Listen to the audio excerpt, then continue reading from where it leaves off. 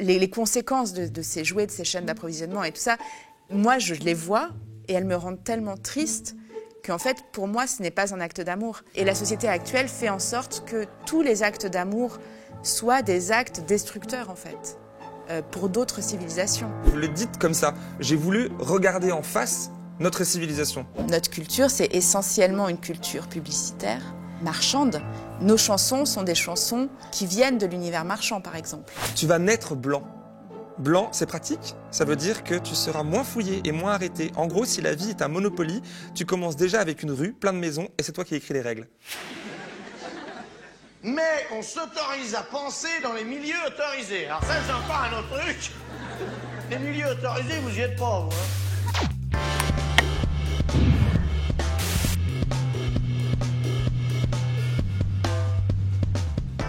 Bonjour.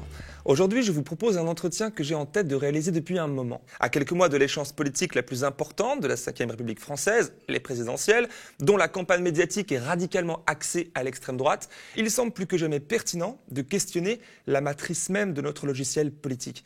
Et plus largement encore, de notre civilisation humaine moderne qui semble ne plus avoir de boussole. Mon invité, Audrey Vernon, le fait avec brio et singularité. Actrice du spectacle vivant et du monde de la culture, sacrifiée par la gestion macroniste de la crise sanitaire, elle est ce qu'on a appelé en 2020 une non essentielle.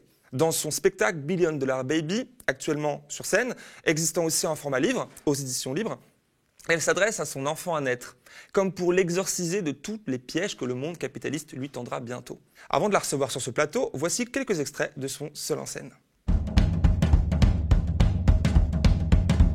Mon bébé chéri, chair de ma chair, dans quelques jours tu vas naître. Welcome. J'ai écrit welcome, mais j'ai longtemps hésité avec attention. Vous avez jamais tapé le prix des bébés sur Google? Vous n'avez pas l'esprit start-up? Moi, je suis en train de fabriquer un truc qui vaut 15 000 € sur le marché. Ouais, un bébé blanc, c'est 15 000. Toi, tu vas naître sous Emmanuel Macron. Tu vas peut-être assister à la fin de l'humanité. Mais c'est génial aussi de voir la fin du film. Entre le plastique et les perturbateurs endocriniens, mon cœur balance. T'as pas envie d'avoir un bébé tout fait? Plus besoin d'attendre 9 mois, d'avoir des seins énormes. Ça devient lassant cette mode bobo du do it yourself. Depuis 1945, ils ont mené des dizaines de guerres, envoyé 2 bombes atomiques sur des populations civiles, mais personne ne leur dit jamais rien. Parce que c'est les plus forts du monde et qu'ils ont les codes Netflix. On dit plus champ de bataille, on dit théâtre des opérations. C'est joli, ça doit te parler. Non mais qu'est-ce que tu racontes au bébé? T'as bouffé du zaz ou quoi?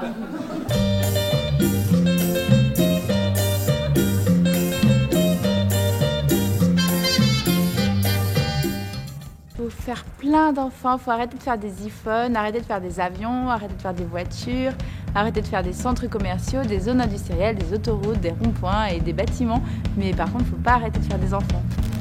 Eh bien, bonjour Audrey, merci d'avoir accepté mon invitation. Bonjour. Alors avant toute chose, je voulais vous remercier pour ce merveilleux texte qui donne un spectacle détonnant que l'on peut voir, je rappelle, sur scène du coup tous les mercredis à la Nouvelle Scène à Paris. Et un peu partout en France, c'est bien ça? Oui, à la Nouvelle Scène à Paris à 19 h le mercredi. Et le reste de la semaine, je suis en tournée, en province. Par exemple, la semaine dernière, j'étais à Mâcon. La prochaine, c'est à Ruelle-sur-Tourve, je crois. Enfin, il y a toutes les dates sur les réseaux sociaux et tout ça. Et puis, parallèlement à ça, je fais aussi une tournée des ZAD, où je vais jouer dans des endroits un peu plus... Non conventionnels. Voilà. Ok, c'est très bien. Peut-être en phase avec ce que vous dites sur scène, parce que là, on vient d'en voir quelques images dans le teaser à l'écran, où vous finissez par dire qu'il faut arrêter, je cite, de faire des iPhones, de faire des voitures, des avions, des centres commerciaux, des autoroutes, des bâtiments, enfin toute une liste comme ça. Mais par contre, il ne faut pas arrêter de faire des enfants.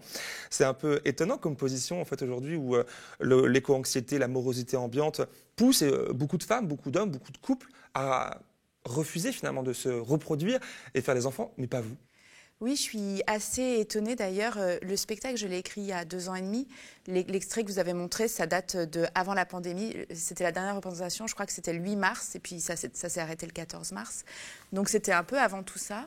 Et ça s'est encore aggravé depuis la pandémie, parce que souvent, après le spectacle, je vais discuter avec les spectateurs, et il y a toujours 2-3 couples qui me disent qu'ils ne veulent pas avoir d'enfants aujourd'hui. Ou par exemple, il y a des grands-mères qui me demandent le livre, ils disent bah, c'est pour ma petite fille, et puis je leur dis ils ont des enfants, ils me disent bah non, ils n'en veulent pas et tout ça. Donc il y a vraiment une augmentation énorme, je trouve, des gens qui ne veulent plus avoir d'enfants aujourd'hui. Et c'est quelque chose que je comprends tout à fait et avec lequel je suis effectivement pas d'accord. Parce que je pense qu'il y a beaucoup de choses à arrêter avant d'arrêter de faire des enfants. Parce que dans le spectacle, hein, vous êtes enceinte. Depuis, j'imagine que l'enfant est né. Ouais. À quel âge 2 ans. Ok, parfait. Est-ce qu'au bout de 2 ans, vous, je ne vais pas vous dire vous regrettez, non, mais est-ce que votre avis sur la question est le même ou alors il a évolué sur le fait d'avoir un enfant dans ce monde-là? Disons que quand j'ai écrit le spectacle, j'ai vraiment passé 9 mois de grossesse à faire uniquement ça, c'est-à-dire écrire ce spectacle. Pour moi, c'était essentiel que lorsque le bébé soit là, j'ai fait ce travail-là, c'est-à-dire de me confronter avec l'état du monde, de me confronter à la civilisation industrielle, de regarder en face tout ce qu'on fait d'atroce et de me dire, bon, bah, je fais quand même naître un enfant dans ce monde-là. Donc ça a été un gros travail je voulais être exhaustive, en fait.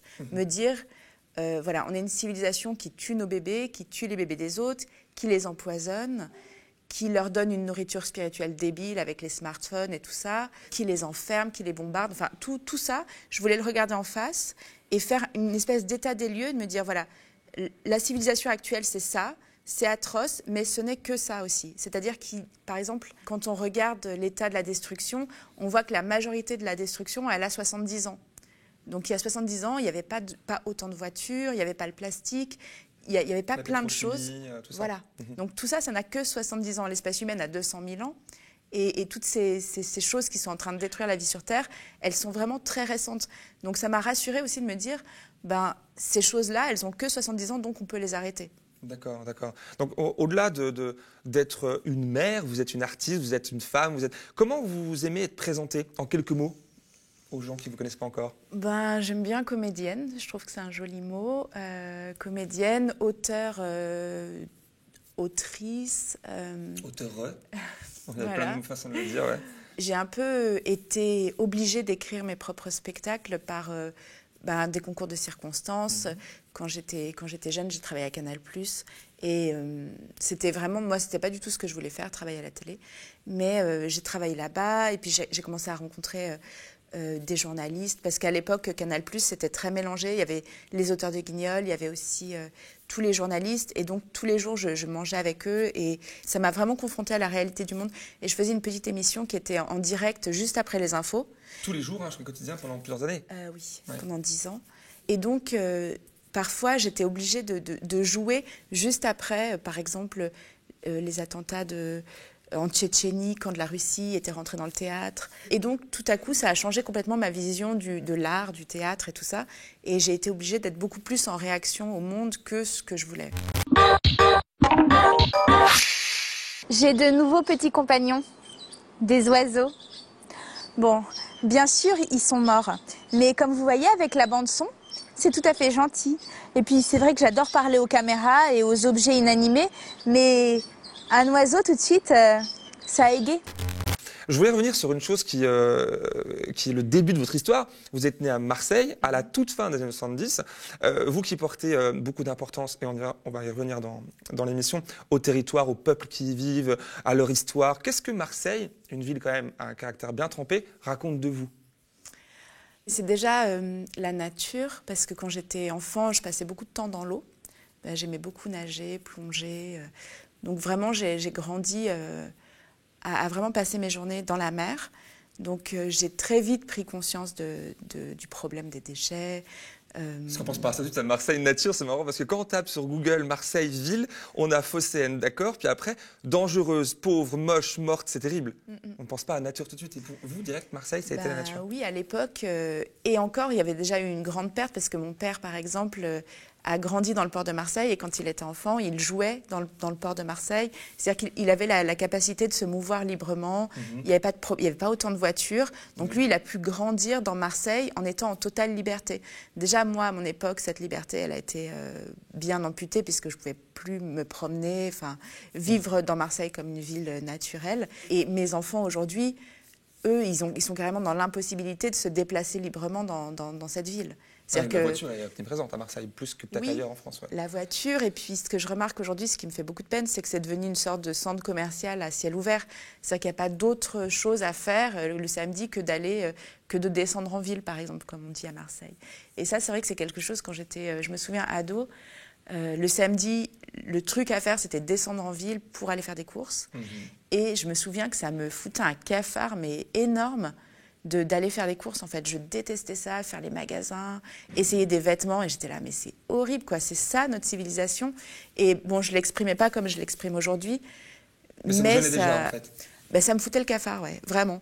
Et donc, aujourd'hui, quand je retourne à Marseille, je suis très triste parce que je vois que les endroits de nature se sont encore raréfiés et vraiment, l'activité, c'est le shopping. C'est le propre de toutes les villes, finalement. C'est ça, vous disiez ville naturelle tout à l'heure, c'est intéressant, c'est peut-être antinomique, finalement. C'est antinomique, oui, ouais, c'est clair. Alors qu'on pourrait, on va vers ça, dans certaines villes du monde, on essaye de ramener la ville, la nature de la ville, c'est pas possible pour vous? Non, on va pas vers ça, on va vers... l'avenir de toute métropole, c'est le bidonville. Et ça, on le voit bien à Paris aujourd'hui, et puis ça se voit dans plein d'autres villes du monde. Et il y a Charbonneau, qui est un des précurseurs de l'écologie politique, qui a écrit un texte sur la banlieue totale. Et je me souviens, quand j'ai écrit Comment épouser un milliardaire, il y a 12 ans, il y avait un chiffre dans le challenge qui m'avait frappé, c'était que 80% des gens qui vivent en ville vivent dans des bidonvilles. Et ça, c'est un chiffre qu'on connaît mal. Mais il y a la moitié de la population mondiale qui vit dans des métropoles maintenant, dans des villes, et 80% de ces gens vivent dans des bidonvilles. C'est-à-dire que la majorité de la population mondiale vit dans des bidonvilles, et on voit bien que des villes comme Paris sont absolument pas soutenables. On ne peut pas les entretenir, c'est trop compliqué, c'est trop cher. Et les gens quittent Paris aujourd'hui, les riches, parce que justement Paris est en train de devenir un bidonville. Mais c'est intéressant parce que tout le monde met ça sur le dos de la pauvre Hidalgo, alors que quand on va dans d'autres villes, moi j'étais à Mâcon la semaine dernière, l'entrée de Mâcon, c'est des zones industrielles, des zones commerciales, c'est inhumain, c'est pas vivant. On voit bien que ça a été mal fichu. Et en venant ici, j'ai croisé une citation d'Eugène Varlin. Il y a une sorte de halle en ferraille pas très loin. Oui, effectivement. Ouais. Et dessus, il y a marqué tant qu'un homme mourra de faim aux portes d'un palais, il n'y aura rien de stable dans les institutions humaines. Et je trouve qu'elle est très belle, cette citation, parce que c'est David Graeber aussi qui a écrit pour une anthropologie anarchiste. Il dit que quand on ne peut pas gouverner une population, en fait.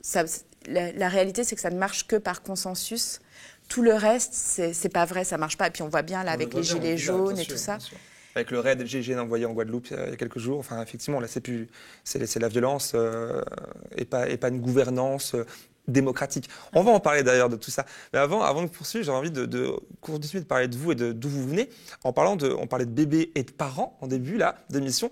Qui sont les vôtres, vos parents, d'où ils viennent, que font-ils, quel héritage politique et culturel ils vous ont transmis pour devenir la femme que vous êtes aujourd'hui? Politiquement, on n'est pas forcément d'accord avec mes parents. Intéressant. Parce qu'ils ont grandi à une époque, les années 60, où j'ai l'impression que c'était quand même assez merveilleux. Parce qu'ils avaient à la fois les bienfaits de la société industrielle naissante. Naissante. Ouais. Peut-être dans la meilleure forme après. Oui, c'est-à-dire qu'il n'y avait ni trop, ni pas assez de voitures. Ils découvraient le confort. Et il n'y avait pas la catastrophe écologique qu'il y a actuellement. Donc, ils ont une vision quand même assez positive de la société industrielle et tout ça. Il y a un exemple, par exemple, ma maman qui est adorable, aime offrir des jouets à ses petits-enfants. Et donc, les jouets, on sait d'où ça vient, de Chine, c'est en plastique et tout ça, c'est une catastrophe. Et moi, ça me rend super triste. Donc, je lui demande de ne pas offrir de jouets. À vos enfants? Ouais. Voilà. Et donc, il y a vraiment un problème, c'est-à-dire qu'un acte d'amour, la société industrielle et cette civilisation en a fait un acte de haine, parce que les conséquences de ces jouets, de ces chaînes d'approvisionnement et tout ça, moi, je les vois et elles me rendent tellement triste qu'en fait, pour moi, ce n'est pas un acte d'amour. Et la société actuelle fait en sorte que tous les actes d'amour soient des actes destructeurs, en fait, pour d'autres civilisations.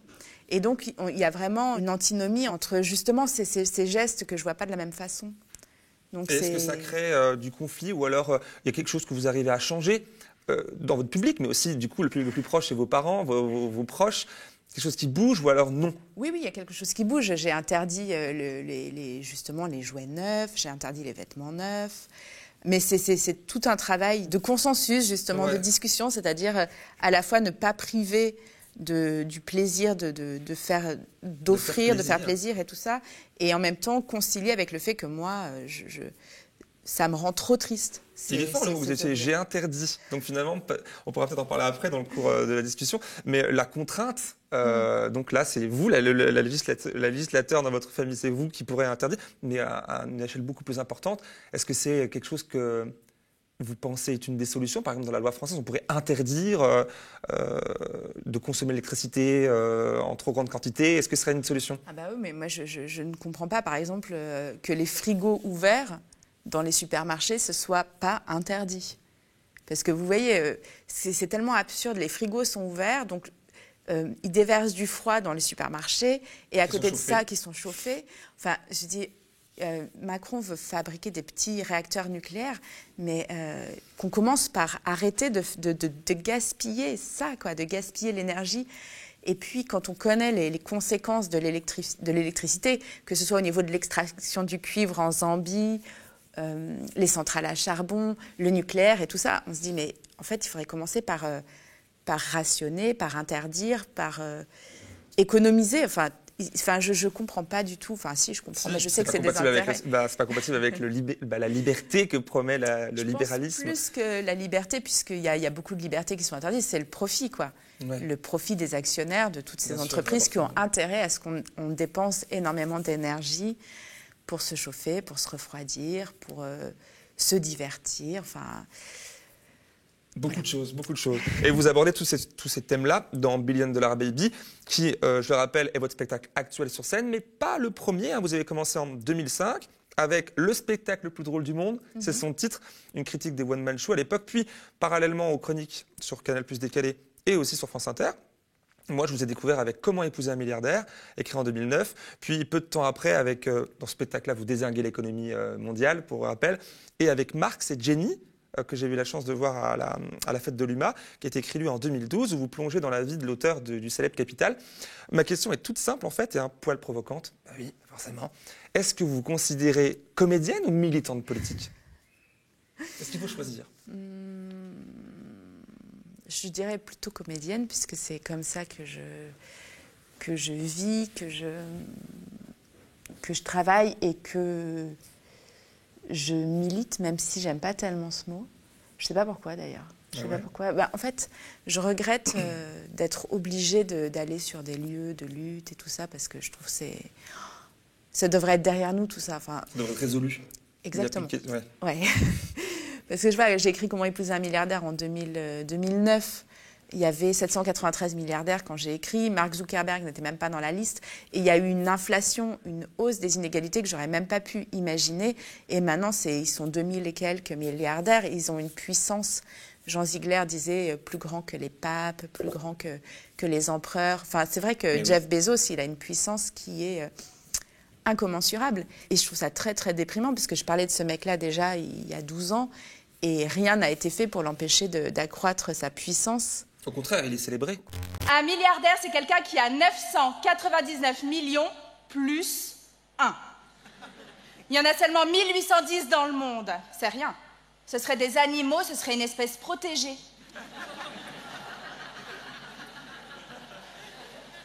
C'est pour ça qu'on n'a pas le droit de les tuer pour leur fourrure et d'en faire des sushis. Et puis même maintenant, les acteurs et les actrices sont, avec Amazon Prime, sont dans son camp. Et ça me... j'arrive pas à comprendre, en fait. Parfois, il y a pas très longtemps, j'ai eu une interview d'actrice qui disait oui, elle est écolo, féministe, et elle a trouvé un merveilleux interlocuteur en Amazon Prime. Et je me suis dit, en fait, on peut faire n'importe quoi. C'est-à-dire, on peut faire des trucs totalement incompatibles, puisqu'on sait que Jeff Bezos, il brûle les invendus dans ses usines, il rachète tout le papier pour faire le carton, on ne peut même plus imprimer de livres parce qu'il rachète tout pour faire du carton, il va se balader dans l'espace, et voilà. Et donc, on peut travailler avec Jeff Bezos. Et ça, je me dis, mais... Est-ce qu'on a encore le choix, en fait? C'est ça la question, parce que là, c'est très idéal, je partage, mais est-ce qu'on a encore le choix pour des artistes, etc., de ne pas composer avec les acteurs principaux? Mais oui, je pense qu'on a le choix. C'est dur, on a le choix. Je pense qu'on a le choix, puisqu'il y a des gens qui refusent. Là, j'adorerais que les grandes actrices, que les grandes chanteuses que j'adore et qui sont égéries de marques de luxe arrêtent, en fait, qu'elles disent, non. Se syndicalisent et hop, on arrête, on crée. Non, mais même pas besoin de se syndicaliser. Il suffirait qu'il y en ait une qui dise, moi, je ne veux plus pactiser avec Chaumet, Chopard, Bulgari, Chanel, LVMH, parce que ces gens détruisent la planète et sont incompatibles avec la vie sur Terre. Quand on voit l'extraction minière, par exemple, sûr, et ça me choque quand je vois au César des actrices qui parlent de féminisme, d'écologie, et tout à coup, elles ont des énormes diamants aux oreilles et autour du cou. Et voilà, c'est incompatible. C'est incompatible. Et donc, je me dis, mais pourquoi est-ce qu'elles n'arrêtent pas de pactiser avec ça? Le chèque doit être très gros. Bien sûr, mais il y en a qui refusent. Par exemple, Cécile de France. Cécile de France, elle le dit, qu'elle refuse d'être égérie de marques de luxe parce que l'argent qu'elle gagne avec ses films lui suffit. Et je trouve ça très beau qu'elle le dise, mais je trouve qu'il n'y en a pas suffisamment qui rejoignent le mouvement. Finalement, c'est peut-être aussi un accélérateur de carrière, d'être sur des grands panneaux publicitaires dans la ville, une reconnaissance, une image, quelque chose. Oui, et puis je pense qu'on nous a bercés avec l'idée que c'est l'artisanat, alors qu'on est très très loin. Par exemple, quand Catherine Deneuve collaborait avec Yves Saint Laurent, ils étaient amis, ils étaient proches, et puis il n'y avait pas de lien d'argent à cette époque. Quand Audrey Hepburn collabore avec Hubert de Givenchy, c'est avec Hubert de Givenchy lui-même. Mais là, quand une actrice est égérie Chanel, elle n'est pas égérie de Coco Chanel, elle est égérie des frères Wertheimer, qui sont des milliardaires surpuissants et qui n'ont vraiment plus besoin d'argent. Dire, ces gens-là, on n'a pas besoin de leur faire de la publicité. Oui, ça va. Enfin, je veux dire, ils ont de quoi vivre pour des milliers d'années et jusqu'à l'extinction du soleil sans problème. C'est une échelle incroyable. D'ailleurs, dans le texte, parce que je vais revenir au texte de $1 Billion Baby, que vous dites avoir construit, alors dans un décor un petit peu chaotique, au milieu des attentats, pour vous citer, de Nuit debout, de la guerre en Syrie, des Gilets jaunes, etc. J'aurais voulu savoir quel était l'élément, le moment, si vous pouvez en choisir un, qui a déclenché cette envie d'écrire ce texte, en fait. Et d'en faire un spectacle ensuite. Je crois que c'est vraiment la découverte de l'innocence des enfants et du côté naïf et open bar. Les enfants, quand ils arrivent, ils pensent vraiment que le monde entier est à leur service et que tout est super. En fait, ils vont avoir à boire, à manger gratuitement, des sourires, enfin... De l'amour, de la protection, oui. De la liberté de jouer. Enfin, quand ils naissent, ils s'attendent à ça et puis on les préserve pendant quelques années tant qu'on peut en leur faisant croire que c'est comme ça. Et puis moi, ce qui m'a vraiment frappée, c'est que je me dis, mais quand mes enfants vont se rendre compte que, en fait, non, on tue des bébés, comment je vais faire pour leur expliquer ça? Et c'est aussi la prise de conscience du racisme aussi qui m'a... Je me suis dit, mais les enfants, quand ils naissent, ils ne voient pas la couleur de peau et ils ne s'en rendent pas compte. Ils voient que des enfants, voilà, ils voient que des gens. Moi, je me souviens, mon fils, quand il voyait des enfants de différentes couleurs et tout ça, il me disait souvent, ah tiens, je veux jouer avec le bleu. C'est-à-dire qu'il désignait les enfants par la couleur de leurs vêtements. Et j'ai eu peur du moment où il allait commencer à désigner les enfants par leur couleur de peau. Et je me suis rendu compte que c'était quelque chose qui était complètement fait par les adultes. C'est-à-dire qu'en fait, c'est les adultes qui désignent les gens par les couleurs de peau. Et donc, ça aussi, c'était quelque chose, je me suis dit, mais comment je vais lui expliquer que les enfants sont traités différemment en fonction de ça? Surtout, j'ai cru, en fait, quand mes enfants sont nés, j'ai cru que comme ils allaient grandir dans une société multiculturelle, j'ai cru que le racisme, que ce serait la première génération... Ah, pas avec le racisme. C'est ça. Ah, là, et j'y ai vraiment cru. Ah ben là, c'est la douche froide. Je me suis dit, c'est vraiment super, parce que cette génération ne va pas connaître le racisme. Et puis après, je me suis dit, ah, en fait, peut-être pas. Et actuellement, là, je me dis, ah, en fait, ça craint. Ah ben oui, parce que là, c'est tout le contraire. C'est tout le contraire. Et avant d'en parler, parce que j'aimerais justement parler de ça, vous avez commencé votre spectacle, je me souviens, on va y venir avec un taquet sur le racisme, on va venir juste après. Le spectacle en lui-même, né de ce texte, a été très vite interrompu par un certain coronavirus. Hein, vous vous souvenez? On est encore dedans. Du coup, vous avez créé un podcast qui s'appelle Big Books, où vous parlez vous lisez des extraits de livres sur le capitalisme, sur le libéralisme, sur Internet, du coup, pendant le confinement. Mais c'est surtout après cette période, quand le moment est revenu de remonter sur scène, que vous vous êtes dit, là je vais vous citer, comment recommencer à jouer ce spectacle alors qu'on a vu qu'on pouvait tout arrêter en 2 heures. Vous m'expliquez ? Oui, pendant le confinement, j'ai écrit un texte qui s'appelait « Laisser les théâtres fermés » parce que je voyais beaucoup d'acteurs et tout ça qui s'insurgeaient vraiment contre le fait que les théâtres étaient fermés, tout ça. Et en fait, il y a eu cette espèce de moment un peu béni où on a eu l'impression qu'on réfléchissait tous au monde d'après. Oui, oui. Et donc, je me disais, mais en fait, c'est ça qu'il faut faire, c'est réfléchir au monde d'après. Et on s'en fout que les théâtres soient fermés, c'est pas le sujet. Là, il faut qu'on fasse une révolution et voilà, et cette révolution n'a pas eu lieu. Et donc, pendant le confinement, j'ai commencé à aller jouer dans des lieux de lutte. Donc, les comme ZAD, voilà, tout ça. Ouais. Ça c'était incroyable. C'était vraiment, enfin, d'ailleurs, je continue à le faire. C'est vraiment quelque chose qui me tient à cœur. Le premier lieu où j'ai été, c'était en Seine-et-Marne, dans la raffinerie Total, qui était en grève. Sacré théâtre. Sacré théâtre. Il neigeait, c'était assez incroyable. Et les ouvriers de Total se battent contre la délocalisation de la raffinerie en Ouganda. Parce qu'actuellement, Total est en train de forer 400 puits en Ouganda et veut construire un immense oléoduc dans une réserve naturelle. Et donc, les ouvriers français se battent contre cette délocalisation. Ils essayent de le faire connaître, de faire savoir que aussi Total va abandonner la raffinerie en Seine-et-Marne, donc laisser la pollution et tout ça. Et donc, voilà, j'ai commencé par jouer là. Après, j'ai été jouer avec les Soulèvements de la Terre, qui est un mouvement que je trouve très inspirant.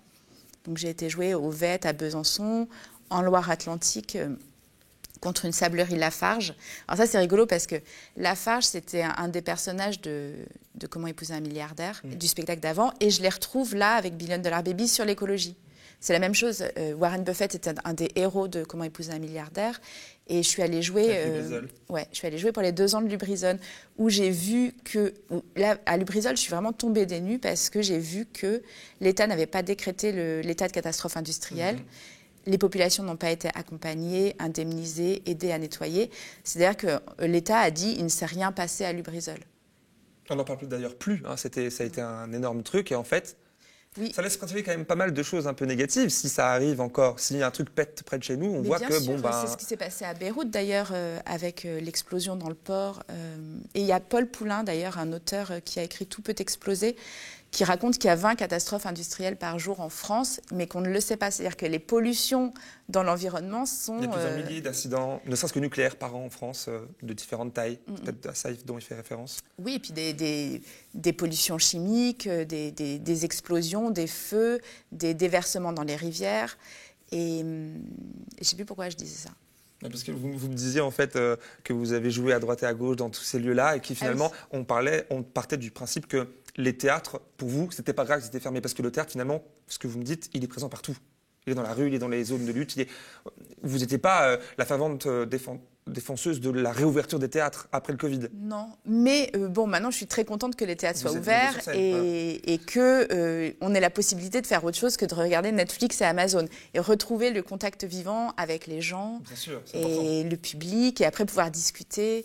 C'est vrai que j'aurais aimé que le monde change suite au confinement. Et ce n'est pas encore le cas, mais je suis patiente. Voilà, c'est ça. Et patiente et active. Hein, parce que là, je reviens à votre spectacle $1 Billion Baby, qui est aussi ce livre. Hein. Vous dénoncez dans ce livre, en fait, que le livre est un objet de domination. Et je vous cite, du coup, en page 18, vous dites à votre enfant à naître que vous ne lui avez pas acheté de livre, que vous avez appris que les livres étaient des instruments de domination au profit des premiers États. Les premiers livres, c'était des livres de contes, pas des contes de fées, des livres de comptables. Et pourtant, en 2020, vous décidez de publier un livre avec le texte de votre spectacle sous forme du coup de ce bouquin, quoi. Est-ce que vous avez changé d'avis ou alors vous vous êtes dit, voilà, c'est l'arme de l'ennemi, moi aussi je l'utilise pour combattre l'ennemi? Bon, disons que cette phrase est prononcée par le personnage du spectacle, Bien sûr. qui est quand même une femme enceinte un peu excessive dans sa réflexion. C'est-à-dire qu'elle se dit peut-être que l'origine de toutes les catastrophes, c'est l'écriture. Parce que c'est avec l'écriture qu'on transmet les formules chimiques et la recette de la bombe atomique. Une civilisation orale ne peut pas produire de bombes atomiques. Et puis c'est un personnage qui se compare tout le temps au peuple premier. Oui, on va y revenir, oui. Et donc, elle voit dans tous ces progrès, soi-disant, de l'humanité, une menace pour son enfant, une menace vitale. Et c'est vrai que je me pose la question de est-ce que les livres ne sont pas des instruments de domination ? Et ça va avec la critique de l'école aussi. Et voilà la comparaison entre ces deux façons de transmettre, qui sont la civilisation orale et la civilisation de l'écriture. Ce sont deux façons très différentes de transmettre et on ne transmet pas les mêmes choses de manière orale et de manière écrite. C'est une question.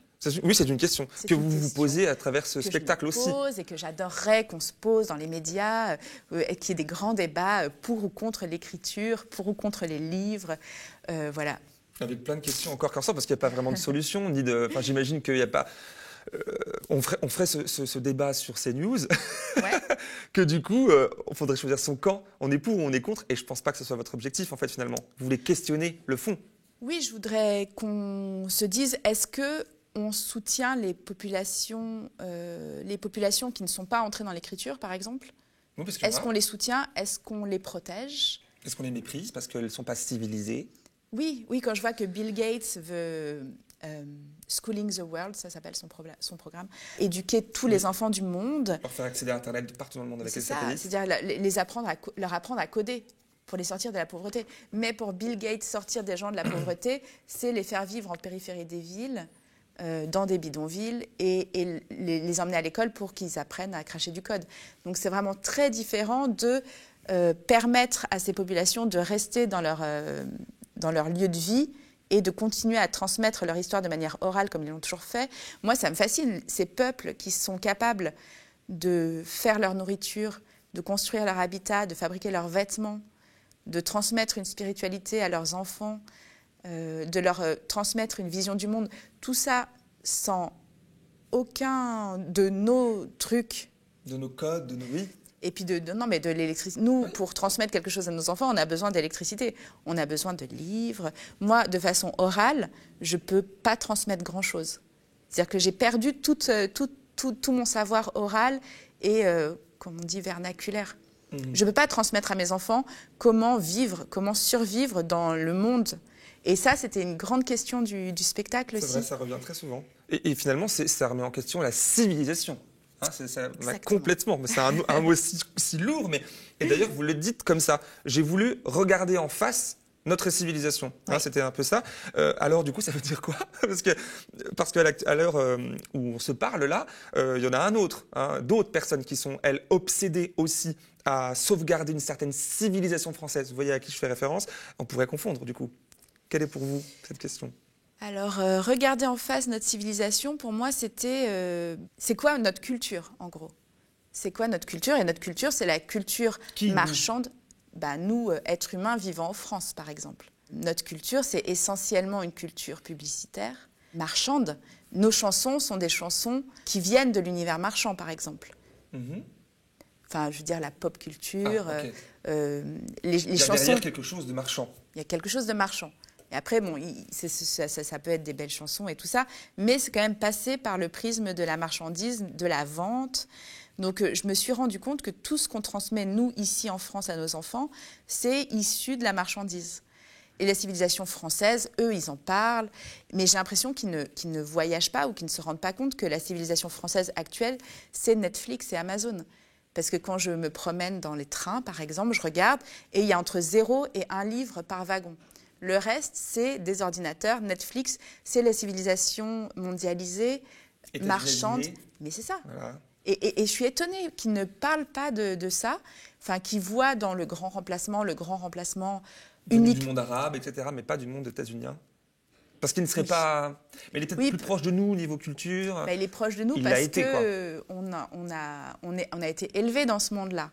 Et c'est assez récent, encore une fois.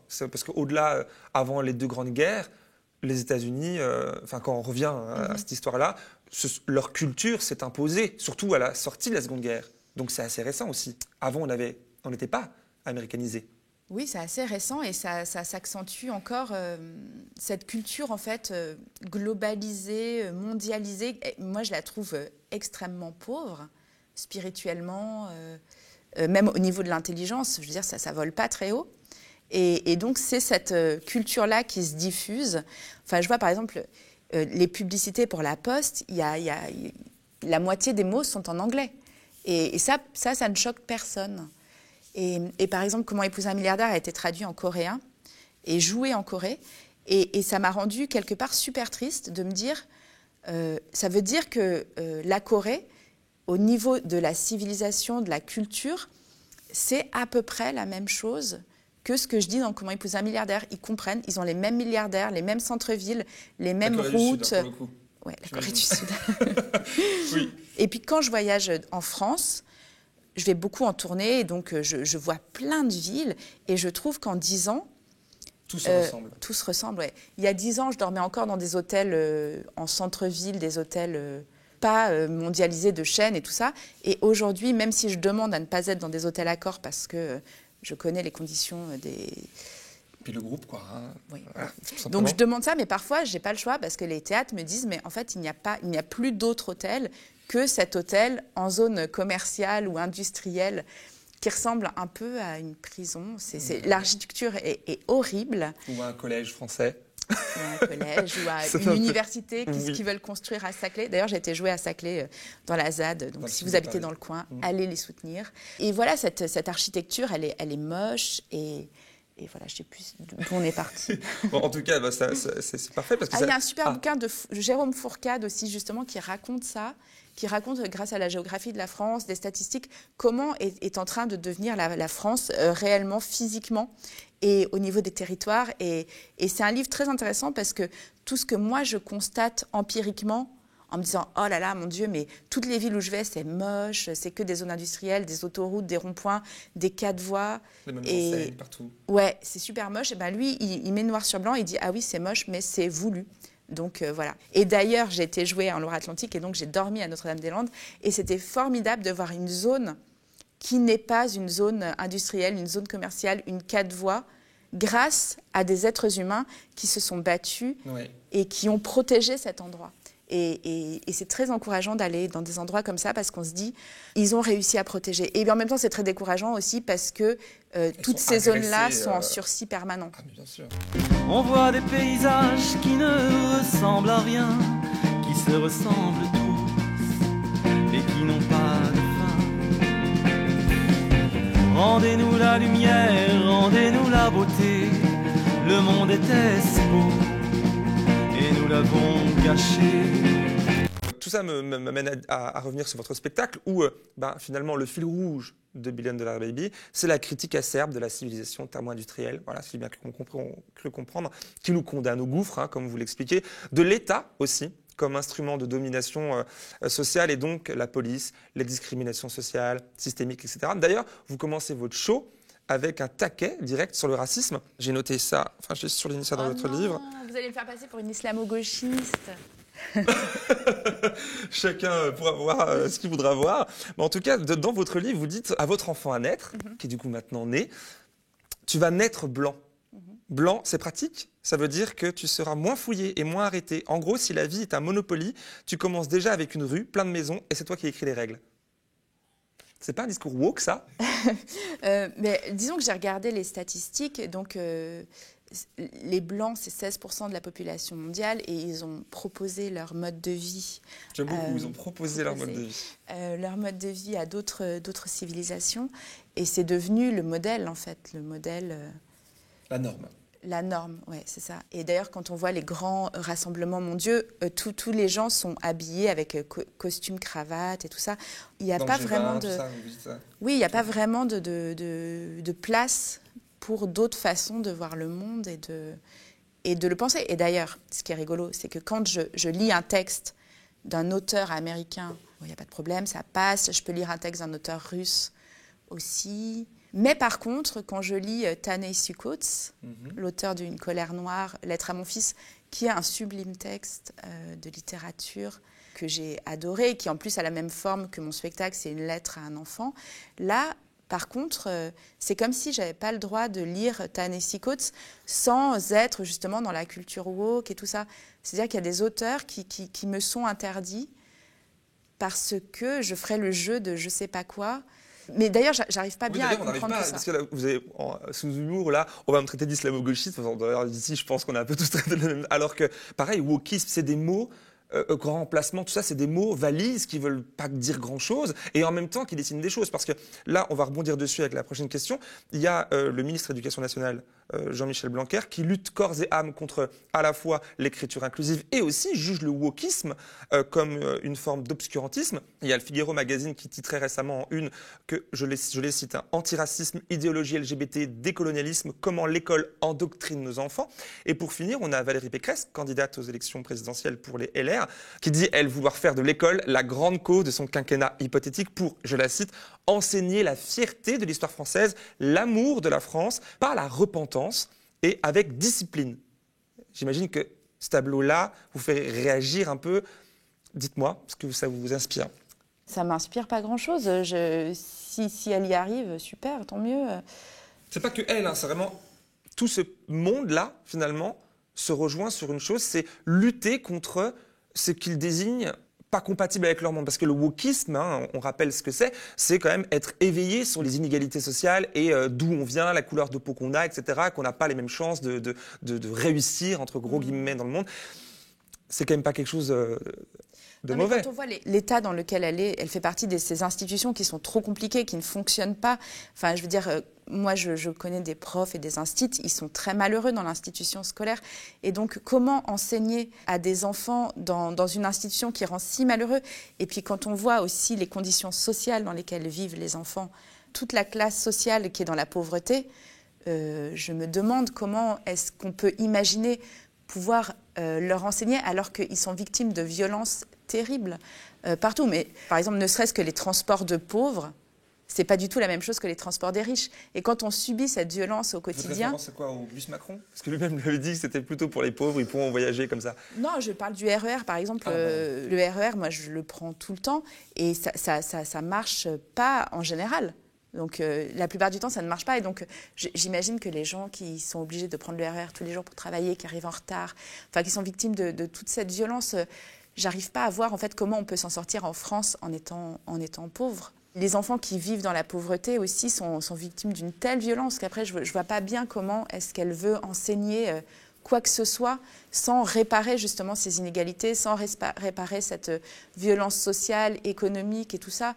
Je veux dire, faire vivre les enfants déjà dans une sérénité et dans une sécurité financière, d'approvisionnement, enfin, faire vivre les enfants dans la sécurité, pour moi, c'est la plus grande des priorités.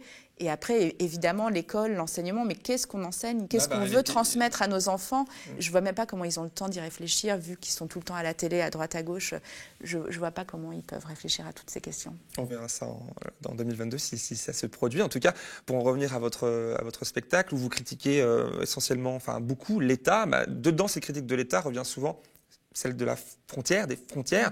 Dans une récente chronique que j'ai pu faire sur ce plateau, je rappelais que nous vivons aujourd'hui dans un monde avec des murs partout. Jamais autant de murs ont été dressés pour séparer les populations.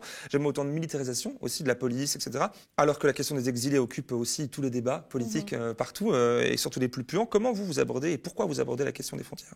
Parce que les frontières, ça a à peu près 400 ans. Donc c'est quand même aussi très récent au regard de l'histoire humaine. Parce que Frontex, très sympa Frontex. Parce que c'est quand même un questionnement, c'est-à-dire le fait qu'un enfant français peut aller en Afrique avec son passeport et qu'un enfant africain ne peut pas venir en Europe. Enfin, cette question de la fermeture. Par exemple, aux États-Unis, c'est la même chose avec le Mexique, c'est-à-dire que les États-Unis abreuvent le Mexique de leurs multinationales et en échange, les gens ne peuvent pas aller en Amérique. Il y a un vrai problème de frontières. Et j'aimerais que ce soit le problème principal. Je trouve ça...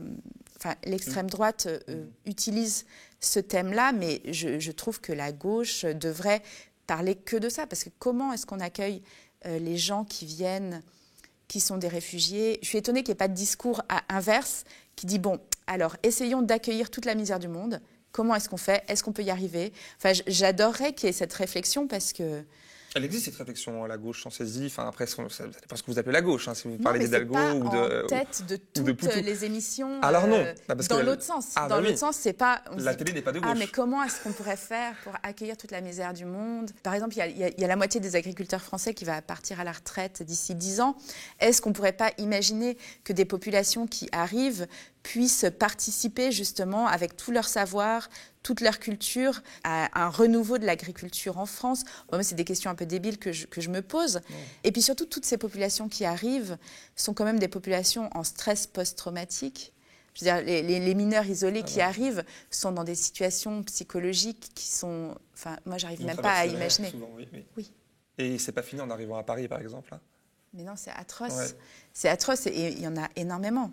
Donc, comment est-ce que, avec une vision idéaliste, on parle de ça? Comment est-ce qu'on envisage ces arrivées massives qui vont s'accentuer avec le réchauffement climatique, les migrations climatiques? Il y a un beau texte qui s'appelle « Les guerres du climat » qui a 40 ans et qui raconte ça, justement. Enfin, je veux dire, on est prévenu depuis 40 ans que ça va arriver. Et comment est-ce qu'on envisage ça de façon ultra positive et utopique en se disant ces populations ont des savoirs, des connaissances immenses, des cultures immenses, et comment est-ce qu'on peut les accueillir en justement en profitant de tout ça, de renouveau de culture et tout ça. Et ce discours-là, il n'est pas tellement entendu dans les médias, je suis étonnée. Mais voilà, c'est étonnant. Mais je me dis, mais enfin, voilà, moi j'adorerais que les candidats à la présidentielle ne parlent que de ça. De comment est-ce qu'on accueille justement tous les réfugiés qui vont arriver. Dans le spectacle, je dis que je suis contre l'immigration, que je suis contre les réfugiés, je suis contre les migrants, et que pour supprimer tout ça, il suffirait de supprimer les frontières, que si les pauvres pouvaient s'installer partout, vivre à Paris ou à New York, est-ce qu'on ne ferait pas plus attention à ne pas rendre leur pays invivable? Comme ça, on éviterait qu'ils viennent, c'est QFD. Donc voilà, c'est ma façon de résoudre le problème. Dans le spectacle, je rappelle que c'est un personnage. La petite carte en plastique que l'État m'a donnée, ah ouais, je l'ai bien méritée. Et tant pis pour ta gueule si t'es né sous les bombes. Bah ouais, tu l'as bien mérité. On prend pas un bateau si on sait pas nager. Bah non, on a que ce qu'on mérite, alors t'as mérité. Et justement, François Gémen, qui est, je crois, climatologue, dans une interview dans un podcast qui s'appelle Sismique, justement, disait que la solution, ce serait aussi de supprimer les frontières. Et je me suis dit, ah, c'est génial, quelqu'un qui a fait des études pense la même chose qu'une femme enceinte. C'est fou. Oui. C'est fou. C'est fou, effectivement. D'ailleurs, c'est parfait parce dans votre spectacle, vous parlez d'autres cultures, notamment les peuples premiers, auxquels vous faites référence très souvent, et que vous comparez avec nous, les personnes qui sommes civilisées, donc du coup, eux qui résistent et qui vivent en phase avec la nature, contre nous, du coup, avec nos techno-États qui régissent la majeure partie du monde humain. Vous les opposez, etc. Et dans ce passage de votre livre qui est très intéressant, alors ce passage... Vous dites à votre bébé, toi, tu vas naître sous Emmanuel Macron. C'est notre chef. Les peuples premiers ont aussi un chef, mais leur chef n'a pas de pouvoir. Ils ont décidé de dissocier le chef de la coercition. Ce sont les arriérés, vous dites. La coercition, c'est imposer sa volonté par la force. Par exemple, si tu finis pas tes haricots verts, je te mets du citron dans les yeux. C'est ça la coercition, mon amour, vous dites à votre enfant. Et pour finir, vous lui dites, chez les peuples premiers, le chef n'a pas le droit d'imposer sa volonté contre la volonté du reste de la société. Nous, on est civilisés, alors c'est l'inverse. On appelle ça la démocratie. Alors j'ai deux questions. Est-ce que vous n'idéalisez pas, ou est-ce que votre personnage n'idéalise pas un peu trop la démocratie des peuples premiers? Mais d'abord, est-ce qu'Emmanuel Macron est légitime à vos yeux? Ou illégitime? Moi, je préfère répondre à la première question. C'est celle-ci la première. Hein. Après, la seconde, faites comme vous voulez. Est-ce que j'idéalise pas les peuples premiers? Les peuples premiers nous font quand même moins chier que Trump, Bolsonaro ou Macron. Je veux dire, au niveau de destruction de la planète, ils sont très loin de ça. Donc, je pense que j'idéalise les peuples premiers, mais ils sont idéalisables. Oui, ils sont idéalisables, oui, effectivement. Oui. Ils n'ont pas créé de bombes atomiques, ils n'ont pas créé de système, ils n'ont pas créé des drones. Enfin, je veux dire, ils sont dans dans un mode de vie qui est non seulement biodégradable, mais pacifiste. Et Pierre Clastres, voilà, c'est vraiment l'auteur que j'ai lu dans La société contre l'État, où il raconte justement ça, où il dit que toutes ces populations n'ont pas inventé la bombe atomique, non pas par incapacité, mais par choix, que ce sont des populations qui gouvernent justement par consensus. Et voilà, ils ont des modes de vie différents, des modes de pensée différents. Et est-ce qu'on ne devrait pas s'y intéresser, les admirer pour ça? Je dirais admirer des peuples qui n'ont pas inventé la bombe atomique. Et surtout, leur permettre de continuer d'exister au lieu de les détruire comme on fait actuellement. Quand on mange du bœuf français, on participe à la déforestation de l'Amazonie et donc de leur environnement. De leur environnement, on les chasse des forêts. Bon, je ne vais pas prendre l'exemple du bœuf, mais on peut prendre l'exemple de Total en Ouganda. Total, là, actuellement, c'est 100 000 déportés déjà. 100 000 personnes qui ont été chassées de leurs terres. Donc ces gens-là, je veux dire, c'est normal, c'est légitime qu'ils viennent en France. Je veux dire, on a détruit leur lieu de vie. Et pourtant... Je veux dire, ça me paraît logique, en fait. Et c'est vrai que... Ah oui. Forcément, en étant enceinte, en étant une femme, je reviens à la réalité biologique qui est que pour vivre, j'ai besoin de 5 cm de terre fertile, d'eau pure et d'une atmosphère pour faire survivre mon enfant.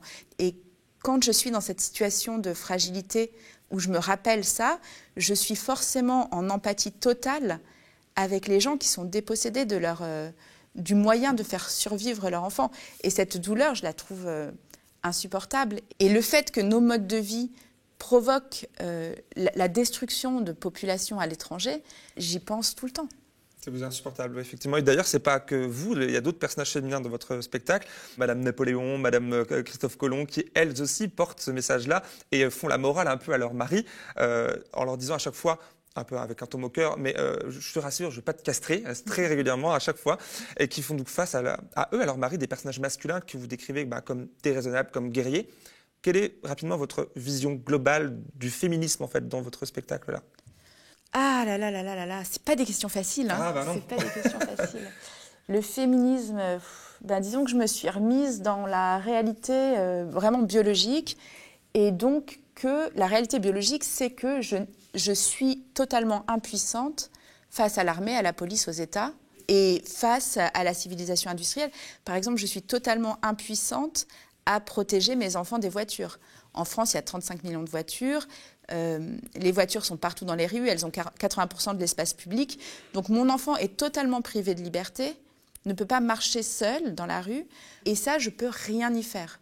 Voilà, ça c'est un de mes empêchements en tant que mère, je ne peux pas protéger mon enfant des voitures.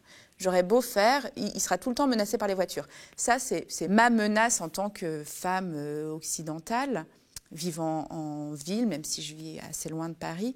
Et je me compare, je me mets à la place des femmes en Afrique qui peuvent rien faire contre Total qui débarque et qui, avec son armée, sa protection, les chasse de leur lieu de vie. C'est une impuissance totale face au capitalisme, face à des hommes qui décident tout à coup qu'ils vont... Il y a des femmes aussi. Il y a des femmes.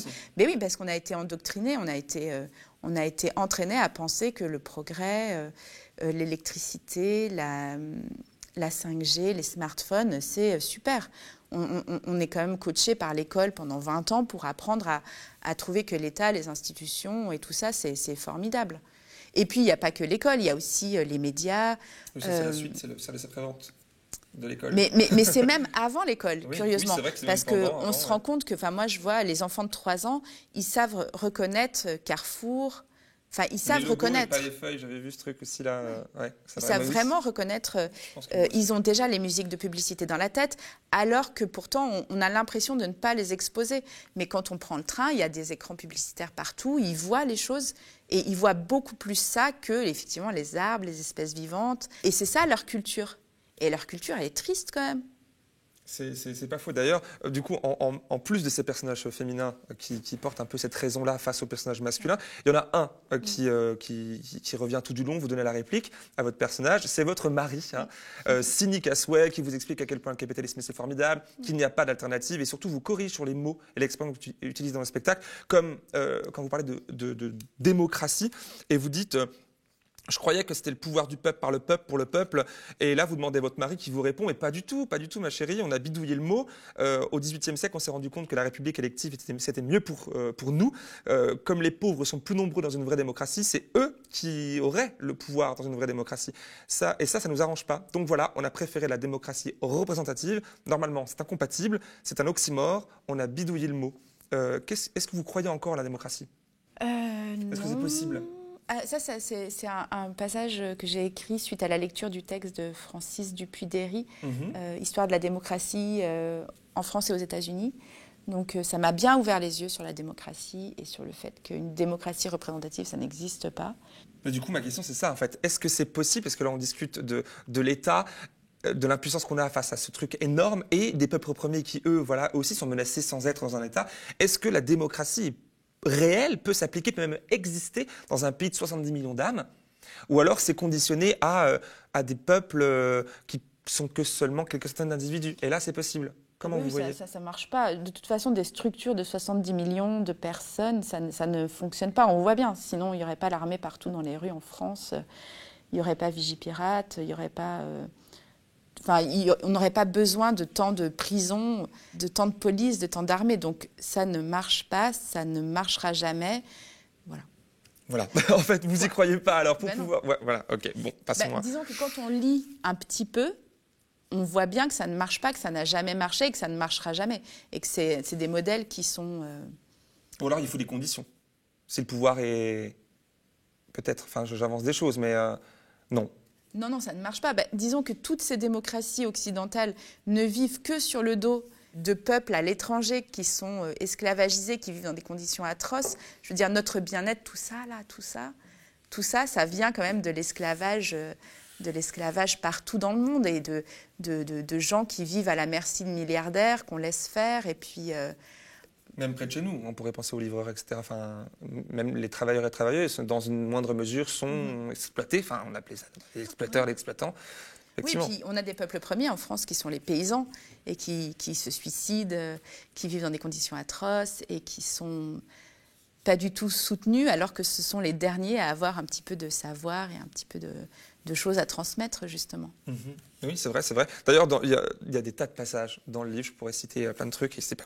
Citer un livre, c'est plus de citations, donc du coup j'ai dû en sélectionner quelques-uns. De passages, il y en a un qui est jouissif pour moi, surtout quand vous faites sur scène, c'est le passage sur les Indiens. Est-ce que vous pouvez nous le faire là ? Oui, c'est la femme enceinte se rend compte que peut-être on vit dans une civilisation de beaufs. Okay. Elle parle de ce qu'on appelle les baby showers, c'est-à-dire que quand les enfants naissent, aujourd'hui, notre seule manière de fêter ça, nos seuls rituels, c'est d'offrir des objets fabriqués en Chine et tout ça. Et puis donc, elle prend l'exemple du peuple qui s'appelle les Sentinelles, qui vit au milieu de l'océan Indien. Et notre civilisation a essayé d'entrer en contact avec eux. Eux, ce sont des peuples non contactés. Ils refusent tout contact avec nous, ce grand nous qui est civilisé. C'est-à-dire qu'ils tuent des gens qui viennent sur leur île et tout ça. Et quand même, malgré ces signaux qu'ils nous ont envoyés, qui disent « on ne veut pas vous connaître, on ne veut pas rentrer en contact avec vous », on est quand même venu sur leur île et on a déposé une petite voiture en plastique et une petite poupée en plastique. Et donc je dis, est-ce qu'on peut faire plus beauf comme symbole de notre civilisation ? Avec ça, je vais vers ce terme qu'on appelle indien, et je dis que les peuples premiers savent reconnaître des milliers d'espèces vivantes et que nous, on les appelle tous des Indiens. Et donc, comme on appelle la dame avec un sari et un bindi sur le front une indienne, celui avec des plumes sur la tête, il fait ouh, un indien, celui qui proteste contre la déforestation en Indonésie, un indien, celui qui lutte contre un projet de barrage hydroélectrique au Brésil, un indien, en Guyane, c'est des Indiens français, mais des Indiens. On a autant de vocabulaire qu'un enfant élevé par un smartphone. C'est vrai qu'on... Ce passage est incroyable. Et qu'est-ce que ça raconte de nous, en fait, de notre société ? On a un peu une idée, hein, vous avez brossé le truc, mais... Je pense que ça raconte notre aveuglement à toutes ces autres façons de vivre. C'est-à-dire qu'on considère que notre façon de vivre, c'est vraiment le top de l'humanité, le top de la spiritualité, le top de de la grandeur humaine, la civilisation des droits de l'homme et tout ça. Nous, c'est vraiment ce qu'on peut faire de mieux dans l'humanité, les Français. Et puis, ceux qui vivent dans les forêts, ceux qui vivent différemment, on les appelle tous des Indiens, c'est-à-dire c'est des gens bizarres qui n'ont pas de culture, qui n'ont pas de savoir, qui ne sont pas civilisés et qui, évidemment, rêvent de venir dans nos métropoles magnifiques. Et qui brille de mille feux. Voilà. Alors que ces populations-là disent on ne veut pas de vos routes, on ne veut pas de votre électricité, on ne veut pas de vos modes de vie, mais on n'entend pas. On se dit ah mais si, en fait ils vont adorer travailler, être salariés et puis nourrir la civilisation industrielle. Mais c'est marrant parce que ce matin j'ai pris le métro, les transports et tout. Je me suis dit mais quelle somme d'énergie, tous ces gens qui vont travailler le matin au profit de cette civilisation dont le but est juste de se débarrasser des muscles. C'est-à-dire qu'en fait, pour ne plus utiliser nos muscles, on déploie une énergie pour fabriquer les centrales nucléaires, pour faire venir le cuivre, machin et tout, juste parce qu'on refuse de porter des trucs lourds. Enfin, du coup, c'est dans votre spectacle, vous dites et c'est là qu'on a inventé les salles de sport. Ouais. Je me souviens. Ouais, c'est vrai que la boucle est bouclée. Non, mais c'est assez amusant d'essayer de parler de cette civilisation parce qu'on en voit tous les côtés absurdes. C'est grotesque. C'est un peu grotesque, un petit peu. Un petit peu. C'est grotesque, mais il y a quand même une jouissance à lire, à réfléchir, à essayer de démonter ce truc. Et même si je ne vois pas bien comment on va pouvoir démonter la tour Montparnasse et la rendre biodégradable, enfin, c'est ça qui m'effraie quand je traverse toutes ces zones et je vois tous ces trucs qui ont été construits et je me dis comment on va faire pour démanteler tout ça et déconstruire tout ça parce que ça ne va pas rester jusqu'à la fin des temps, quoi. Et puis il y a le même problème avec les centrales nucléaires aussi. Ça c'est effectivement en plein dans l'actualité. Votre livre donne des billes pour essayer d'aller vers ça, parce que le texte du spectacle, c'est les 50 premières pages, puis le reste, c'est toute une sélection de citations, d'extraits d'ouvrages qui viennent étayer le propos du spectacle. Et à un moment, vous questionnez la standardisation du monde, on en a parlé. Il y a un passage que j'ai apprécié, c'est celui sur Stefan Zweig qui nous dit qu'avant 1914, tout le monde pouvait aller et venir dans le monde, sans papier, sans passeport, monter dans un train, en descendre. Aujourd'hui, tout est flicage, même une multinationale. Et encore plus inquiétant, un gouvernement peut choisir, le fait aujourd'hui, suivre nos pas et gestes, etc., pour retracer notre parcours dans le monde entier.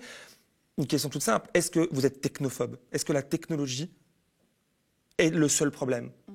Le principal problème? Oui, ça, je trouve ce passage super intéressant de Zweig parce qu'on se dit, en fait, il y a 80 ans, on pouvait se promener librement sur la Terre. Donc, les frontières, c'est quand même quelque chose de très récent. Oui. Et ça, c'est une autre vision du monde. On se dit, en fait, c'était ouvert à l'époque, c'est incroyable. Et c'est quoi la question d'après? C'est que tout ce flicage, oui, c'est la technologie qui le permet. Disons que si la technologie ne tuait pas des enfants à l'étranger, j'aurais rien contre. Mais là, c'est le cas. Je ne comprends pas les gens qui ont un smartphone. On sait que c'est dégueulasse du début à la fin. Et ça rend les gens débiles. Il n'y a aucun avantage dans ce truc. Aucun avantage. Rien du tout. Non, rien. Non, mais rien. Mais à partir du moment où ça tue des gens à l'étranger, comment est-ce qu'on accepte, on accepte d'avoir ces objets en main? Donc ça, c'est quelque chose que je ne comprends pas. Et je ne suis pas technophobe. Si la technologie ne détruisait pas des modes de vie ailleurs, ça ne me dérangerait pas que les gens jouent aux jeux vidéo toute la journée, super, c'est pas grave. Mais là, le problème, c'est qu'il y a des civilisations entières qui sont détruites pour ça. Ça vaut pas la peine. Mais évidemment non. Évidemment. Évidemment, mais comment même on peut se poser la question? Bien sûr. C'est fou quand même qu'on accepte ce truc-là. On nous invite rarement à y penser, au passage. Oui, c'est vrai. Oui, c'est vrai. Non, mais ça, je suis tout à fait d'accord. C'est vrai que les gens qui travaillent toute la journée... Moi, j'ai le luxe, en étant comédienne, de pouvoir vivre de la plus-value des autres et de pouvoir passer mes journées à lire, à écrire et tout ça. Et donc, je comprends tout à fait que ce ne soit pas la possibilité de la majorité des gens. Mais justement, il faut s'atteler à la libération de... Marx disait qu'on n'avait besoin que de 4 heures par jour pour refaire sa force de travail. Et c'est un truc qu'on retrouve chez les peuples premiers aussi. On estime à peu près 4 heures par jour le temps qu'il leur faut. Et le reste du temps, c'est consacré à autre chose. Donc, je suis pour la journée de travail de 4 heures. Et puis un autre truc, puisqu'on en est dans. Voilà, je me suis dit, ce serait génial que tout le monde soit payé pareil en fonction de... Bon, l'idéal, ce serait que tout soit gratuit, ok. Mais par contre, si jamais on dit qu'il y a de l'argent et tout, ce serait bien que tout le monde soit payé pareil de l'heure, non? 1 heure de temps humain vaut la même chose qu'on soit PDG ou femme de ménage. Génial ou pas? C'est un bon programme. Super. Et du coup, en 2022, vous allez voter?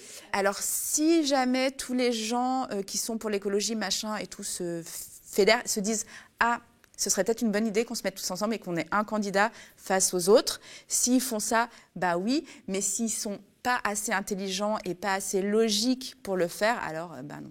D'accord. Et ma dernière question pour finir, parce qu'à la fin de votre spectacle, votre mari, tente encore et toujours de vous rassurer, de dire que vous inquiétez pas, t'inquiète pas, ça va aller, tout roule, tout est sous contrôle et au pire, il y a le plan B.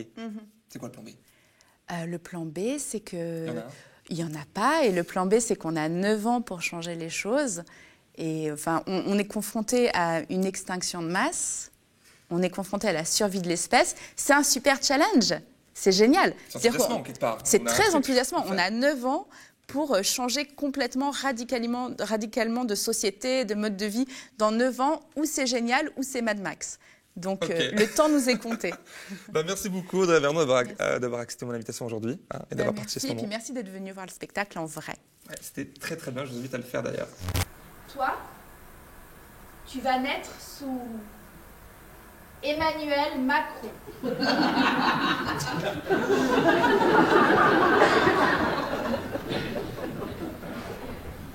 C'est notre chef. Il est très sympa. Tous les samedis, on met des gilets jaunes. En face, ils mettent des gilets pare-balles. Et on fait une grande bataille d'eau dans les rues de Paris. Chez les peuples premiers, ils ont un chef aussi, mais leur chef n'a pas de pouvoir.